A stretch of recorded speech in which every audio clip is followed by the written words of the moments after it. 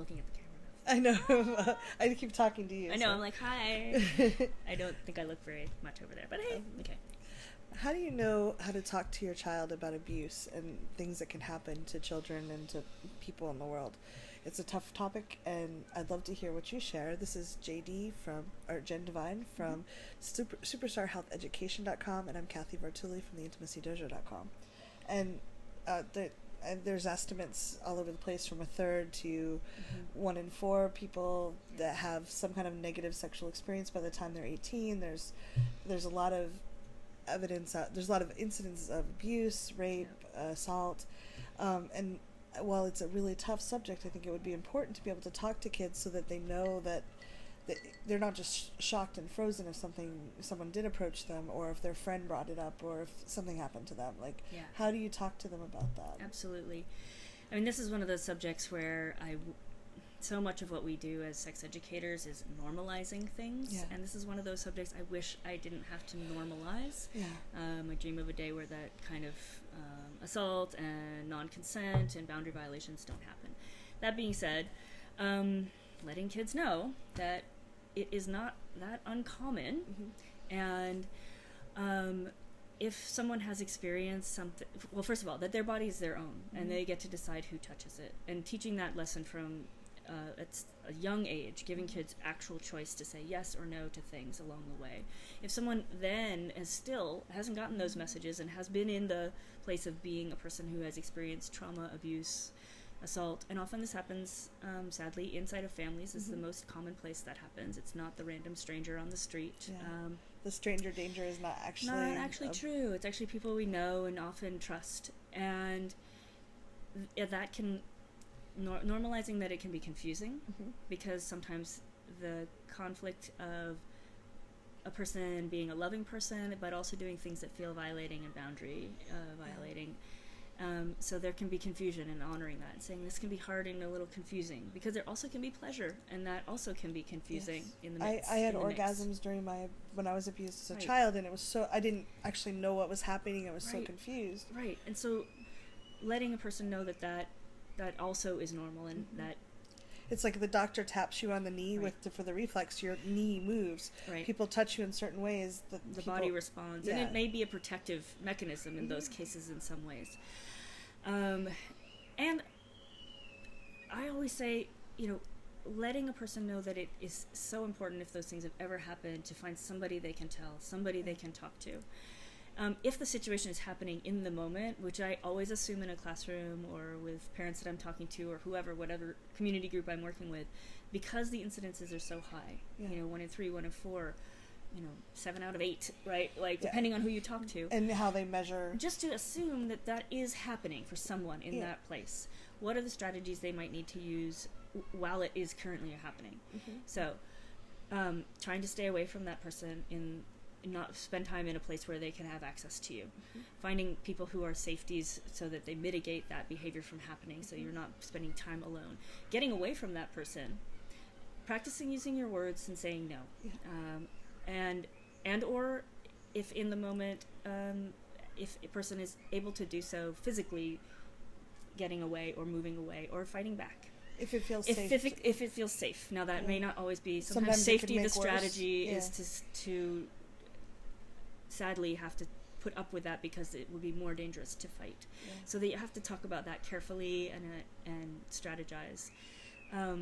So finding a way to, in some way, separate, move away, say no, process about it with someone. Journal sometimes is the first thing. Sometimes a pet is the first person we tell. Sometimes it's a trusted adult outside of our family, or somebody in our family we can go to. Sometimes it's a friend we confide in. So finding a way to tell somehow, and tell over and over again until someone believes you, because sometimes when you're a little kid, people don't always believe the stories that you tell. So knowing that the truth of your story is important to tell, and letting somebody know that if they say, oh, that's probably not really what Uncle Bob meant, or whatever it is, or Aunt Sally, or whoever, just keep telling somebody until they trust you and they promise to get you help. I think it's also important to at least share that sometimes it's really hard to talk about this. There could be the fear that they'll be angry, the fear that it'll ruin the family or tear lose a people apart. Relationship that you actually do care about in some way. All those things are modeling challenging. that people are complex and they get to have good sides and bad sides and things that they like and don't like. That I think that can sometimes help. Yeah, and also, I mean, I also try not to demonize or shame the person who's doing the behavior to someone else without their permission, because of the complexity of relationship, and also because that person, like, I always try to put in the context that they probably need help too. Yeah, and there's not a lot of help out there for people. They may be doing something that happened to them, and they don't really understand the complexity of why that is something they're doing also to someone else, or how it could be harmful. So, trying not to demonize the person who might be causing the abuse in that situation. But also not letting them have access to continue it. Yeah.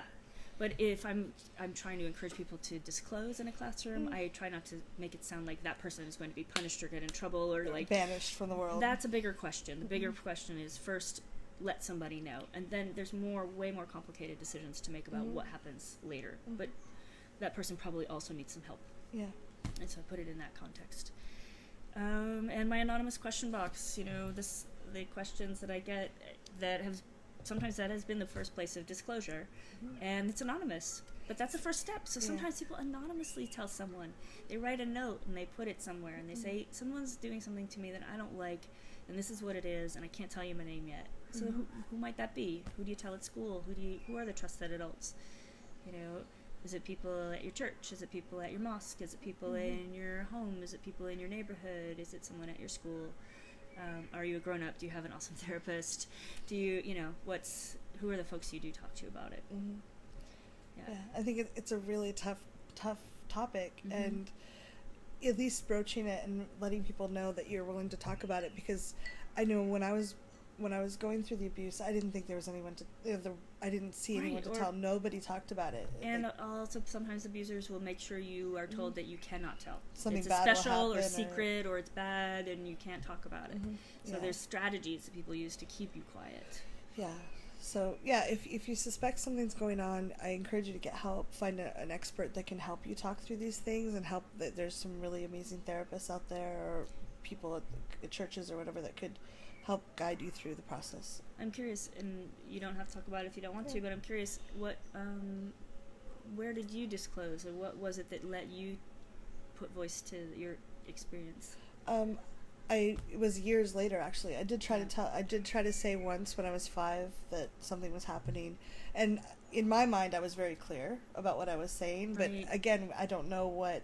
Right, a 5-year-old, what is it that you say? Yeah, so I'm not sure. My mom was not happy. I remember not being happy with the conversation, but I'm not sure what she understood, and she doesn't remember it now when we talked about it. But I was 21, 22, and I went to therapy because I was so depressed and struggling with so much shame. I thought all the abuse was my fault, and I was just carrying this big load of shame, and I went to a therapist and started finally releasing some of the shame and realizing that it wasn't actually my fault, but it was a journey, it was a process. That's an important point to make too for kids. It's not your fault. It's never your fault. When somebody who has more power than you is doing something to you, it's not your fault. Yeah, and it's hard, especially my abuser told me that it was my fault as a way to keep things quiet. Yeah, it was a great strategy, because I was like, oh crap, I'm making this person, this adult, do this horrible thing. I'm a bad person, and I carried that for a long time. So I think. Thanks for sharing that. Oh sure. If it would help one person, it's worth sharing, because totally. There's a lot of people out there struggling with this, and I think the more we can talk about it, it gives room for people to say, hey, I need help. Definitely. So thanks for sharing and asking that question. Yeah, thanks for talking about such a difficult topic, and thank you for being here and listening to this, because it does make a difference. When we start hearing it, our brain has words and pathways to talk about things in a different way, and that could be a world of difference to people around you.